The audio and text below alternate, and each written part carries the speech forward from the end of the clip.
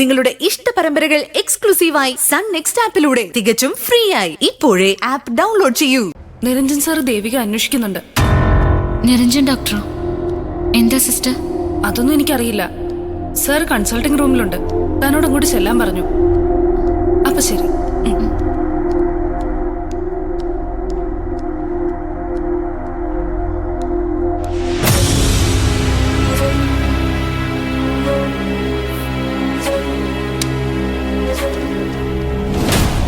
ദേവിക, എന്താ ഡോക്ടർ?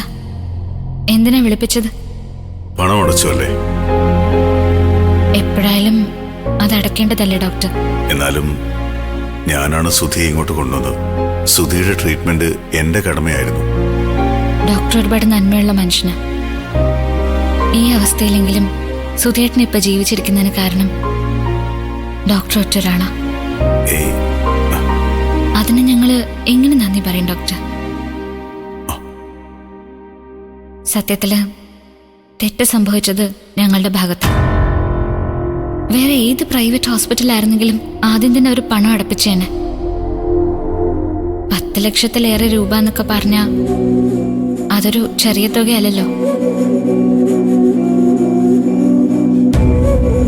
അടുത്ത സർജറി നടത്താൻ ഇനിയും പണം വേണം.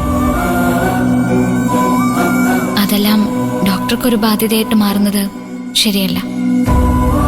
ദേവിക, എന്നോടുള്ള ഈഗോ കാരണോ അക്ഷര ഇങ്ങനെയൊക്കെ ചെയ്യുന്നത്. സുധി എന്റെ പേഴ്സണൽ പേഷ്യന്റ് തന്നെയാ, അതിലൊരു മാറ്റവും. സുധിയുടെ ട്രീറ്റ്മെന്റിന് 1 രൂപ പോലും ഈടാക്കാൻ പാടില്ലെന്ന് തന്നെയാ എന്റെ തീരുമാനം. ഒരുപാട് ബുദ്ധിമുട്ടിയാണ് ഇപ്പൊ കൗണ്ടറിൽ പണം അടച്ചതെന്ന് എനിക്കറിയാം.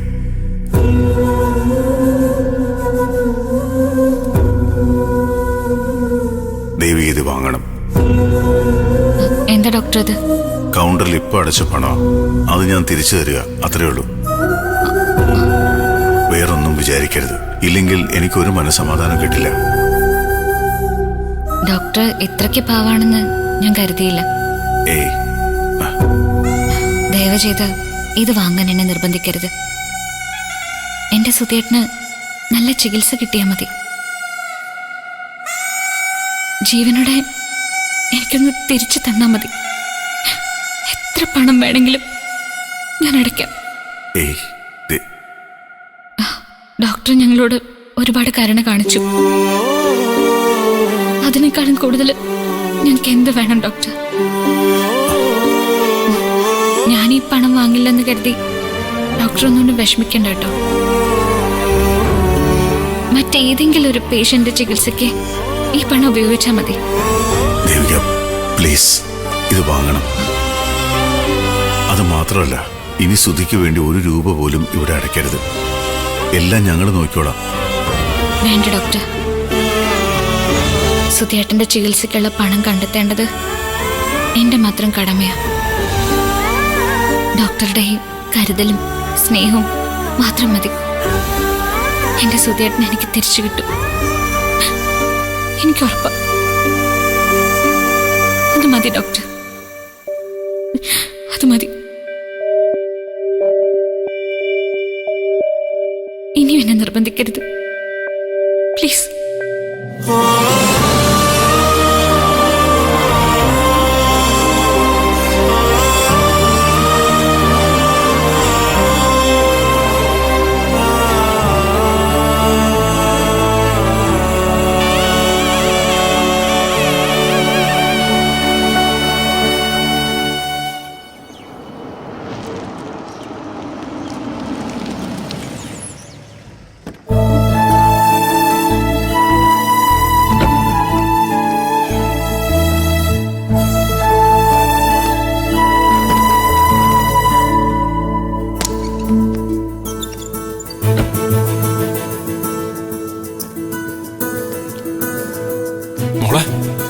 മുത്തശ്ശനെത്തി.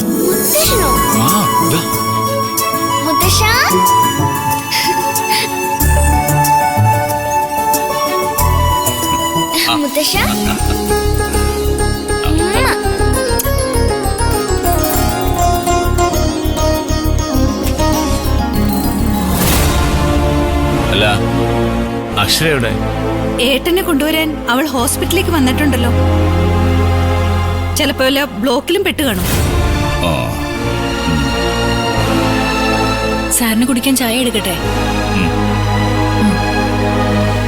മോനെ, സർ, ആ പണം ദേവിക്ക് തിരിച്ചു കൊടുത്തു. ദേവിക അത് വാങ്ങിയില്ല സർ. മറ്റേതെങ്കിലും വിധത്തിൽ ആ പെൺകുട്ടിയെ സഹായിക്കാൻ കഴിഞ്ഞാൽ സഹായിക്കണം. വാമുദിഷ, നമുക്ക് അകത്തേക്ക് പോവാം. സ്വാമി, ആ ലഗേജ് ഇങ്ങെടുത്തു.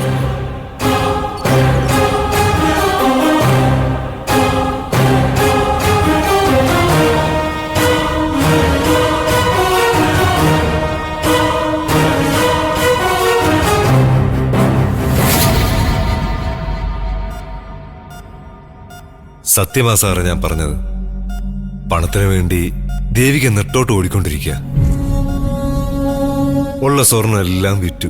അമ്മയുടെ വളകളും മോതിരവും ഒക്കെ എടുത്തു. ദേവികയുടെ കഴുത്തിലെ ഇനി ആ താലിമാല മാത്രമേ ബാക്കിയുള്ളൂ എന്നാ നിത്യ പറഞ്ഞത്. ഇതെല്ലാം കൂടെ ചേർത്തിട്ടും 7.5 ലക്ഷം രൂപയെ തികഞ്ഞുള്ളൂ. അതിന്ന് ഹോസ്പിറ്റലിൽ അടച്ചിട്ടുണ്ട്. അതുകൊണ്ടായില്ലല്ലോ സാർ. ഇനി 3 ലക്ഷത്തോളം രൂപ അടയ്ക്കണം. അത് കഴിഞ്ഞാൽ പിന്നീടുള്ള ചികിത്സയ്ക്കും പണം വേണം. ഇതെല്ലാം കൂടി ദേവിക എങ്ങനെ താങ്ങും? പണം കൊടുത്ത് സഹായിക്കാൻ ഞാൻ തയ്യാറാ. അത് വാങ്ങാൻ ദേവിക്ക് സമ്മതമല്ല. പിന്നെ ഞാൻ എന്ത് ചെയ്യും സാറേ?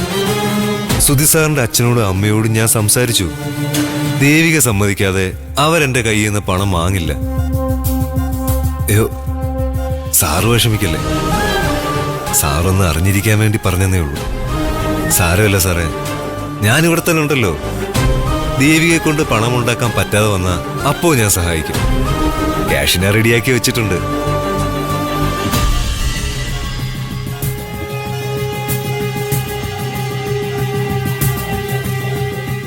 എന്താ സാർ, എന്തു പറ്റി? ശരത്തെ, എനിക്ക് നിന്റെ ഒരു സഹായം വേണം. എന്താ സാർ? എന്താണെങ്കിലും പറഞ്ഞോളൂ. സാറ് പറഞ്ഞാ ഞാൻ എന്തും ചെയ്യും. നീ ദേവികയോട് ഒരു കാര്യം സംസാരിക്കണം. എന്ത് കാര്യം? എന്താ സാർ? എന്താണെങ്കിലും പറഞ്ഞോളൂ. ദേവികയോട് മറ്റൊരു വിവാഹം കഴിക്കാൻ പറയണം.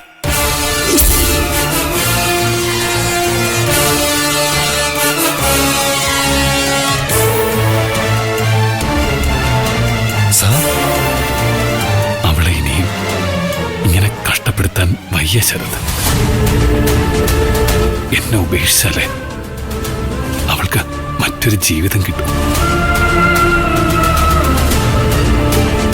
ഈ ജീവിതത്തിലേക്ക് അവളെ വലിച്ചു കയറ്റിയത് ഞാനാ. എന്റെ നിർബന്ധം കൊണ്ടാ ഇതെല്ലാം സംഭവിച്ചത്. ഇനിയൊരു ജീവിതം എന്റെ മുമ്പിലില്ല. എല്ലാം ഇവിടെ തീരും. എനിക്കറിയാം. എനിക്ക് വേണ്ടി അവളുടെ ജീവിതം ഇല്ലാതാക്കരുത്. അവൾ മറ്റൊരു വിവാഹം കഴിക്കണം. അവൾക്കൊരു നല്ല ലൈഫ് ഉണ്ടാവണം. അതിന് നീ എന്നെ സഹായിക്കണം. എങ്ങനെയെങ്കിലും നീ ഈ കാര്യം അവളെ പറഞ്ഞ് സമ്മതിപ്പിച്ചേ പറ്റൂ.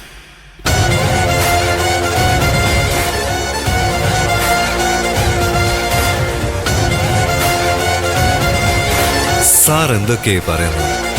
ദേവിക സാറിന്റെ ഭാര്യ. ഞാനിതെങ്ങനെ ദേവികയോട് പറയും?